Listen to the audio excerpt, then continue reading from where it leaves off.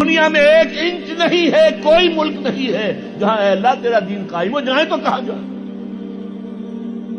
دیکھیے ہماری بندگی جزوی ہے، نمازیں ہم پڑھ رہے ہیں، روزے ہم رکھ رہے ہیں، مسجدیں عالی شان بنائی ہیں، مدرسے بھی بہت بڑے بڑے بن گئے ہیں، واقعتاً اس میں کوئی شک نہیں، لیکن سوال یہ ہے کہ اوپر جو چھت ہے وہ تو کافرانہ ہے، قانون تو اللہ کا نہیں ہے، کتاب و سنت کے احکام تو نافذ نہیں ہے۔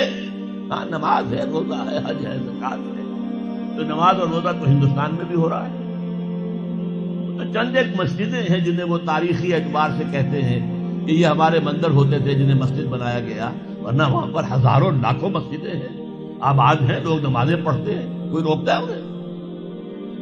ہم نے یہ ملک بنایا تھا کہ یہاں اسلام کا نظام قائم کریں گے۔ نماز تو آپ امریکہ میں جا کر پڑھیے، امریکہ کو کوئی اعتراض ہی نہیں، لیکن تم کہو کہ اسلام کا نظام ہم قائم کریں گے، نہیں کرنے دیں گے تمہیں کبھی بھی۔ تم چاہو کہ تم اسلام کا معاشی نظام قائم کرو، کبھی اجازت نہیں دیں گے۔ تم چاہو کہ اسلام کی معاشرتی اقدار کو تم قائم کرو، کبھی نہیں کرنے دیں گے۔ یہ ہے اس وقت جو ہمارے ساتھ پیش آ رہا ہے معاملہ، پورا مغرب اس پر اڑا ہوا ہے، اسلامی نظام کہیں نہیں آنے دیں گے۔ ہاں نمازیں پڑھو، ہمیں کوئی اعتراض نہیں، روزے رکھو، تم روزے 30 کی بجائے 100 رکھو، ہمارا کیا لیتے ہو؟ تو اب ہم جو کفر کے تحت زندگی گزار رہے ہیں اور اس اعتبار سے اللہ کی نگاہ میں ہم کافر ہیں، لیکن سوال یہ ہے کہ جائیں تو کہاں جائیں، کریں تو کیا کریں؟ نظام کفر کا ہے، قرآن کہتا ہے وَمَن لَّمْ يَحْكُم بِمَا أَنزَلَ اللَّهُ فَأُولَٰئِكَ هُمُ الْكَافِرُونَ۔ جو لوگ قرآن کی، اللہ کی اتاری ہوئی شریعت کے مطابق فیصلے نہیں کرتے، وہی تو کافر ہے۔ اور کافر کسے کہتے ہیں؟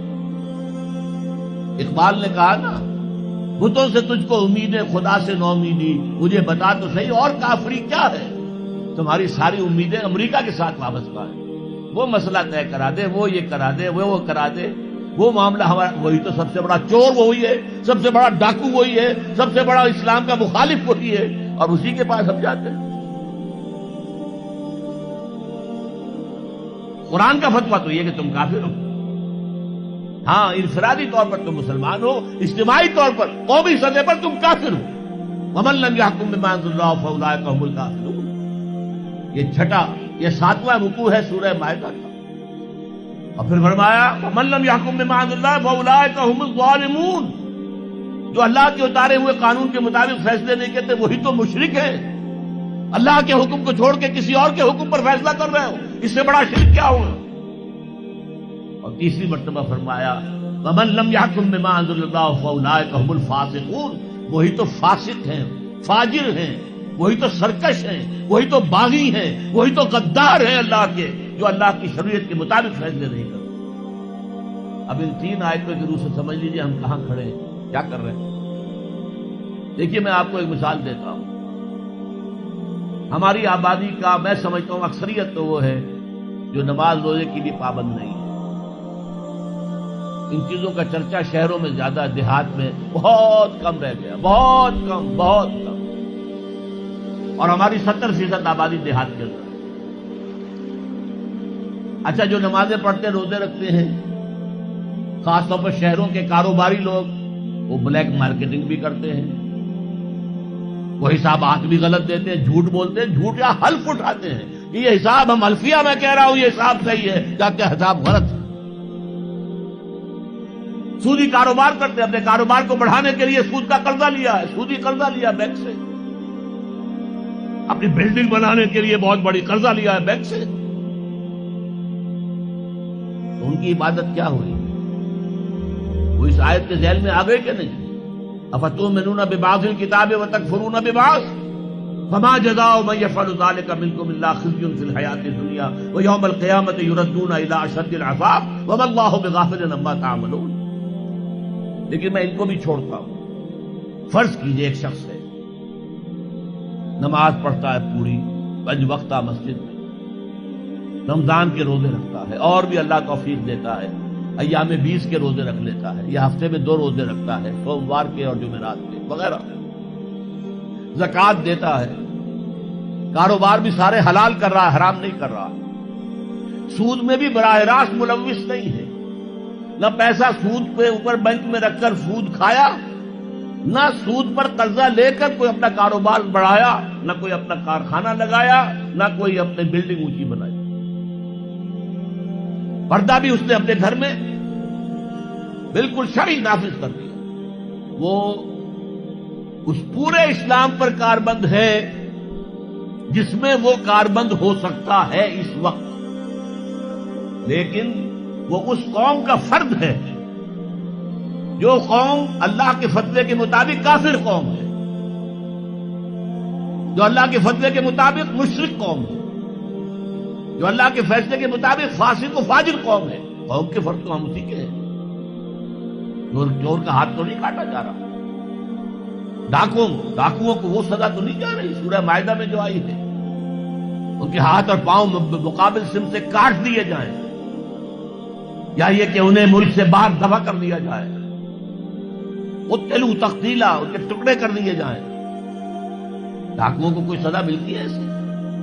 لیکن اصل میں جو لوگ شور مچا رہے ہیں وہ ہیں جو کہتے ہیں کہ یہ اسلامی سزائیں وحشیانہ ہیں.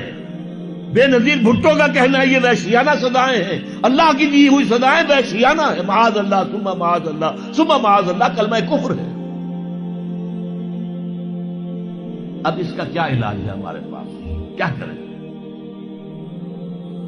میری بات کو توجہ سے سنیے. اس نظام باطل کو ذہناً تسلیم مت کرو، اس نظام باطل کی خدمت مت کرو. Don't reconcile with it, don't serve it, don't support it. اس نظام کے تحت پھلنے پھولنے دولت مند بننے کی کوشش مت کرو،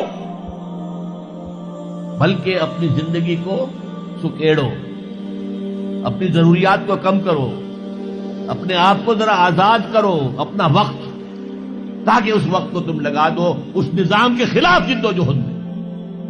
ایک ایسی جد و جہد، ایک ایسی کوشش کہ اس نظام باطل کو جڑ سے اکھیڑ کر پھینکنا ہے اور اس کی جگہ نظام حق، دین حق نافذ کرنا ہے. یہ جد و جہد اگر کرو گے، تن من دھن لگاؤ گے، تو یہ کفارہ ہو جائے گا کہ تم کافرانہ ملک میں رہ رہے تھے، جس کا نظام کافرانہ تھا. تم چاہے اپنے آپ کو مسلمان سمجھتے تھے، لیکن نظام کافرانہ تھا جس کے تحت تم زندگی گزار رہے تھے. ہاں اگر یہ کرو، اے اللہ میں نے اس نظام کو ذہناً تسلیم نہیں کیا، اے اللہ میں نے اس کی خدمت نہیں کی، میں نے اسے سپورٹ نہیں کیا، اے اللہ میں نے اس کے درمیان اس کے نیچے رہتے ہوئے عیش کرنے کی کوشش نہیں کی، اے اللہ بلکہ میں نے کم سے کم اپنی ضروریات کر کے وقت نکالا اور اس کے خلاف جد و جہد کی، اس نظام کو اکھاڑ کر پھینکنے کے لیے کوشش کی اور تیرا نظام لانے کی جد و جہد کی. لا نہیں سکے تو اے اللہ ہم کیا کریں؟ ہمارے اختیار میں تو نہیں ہے.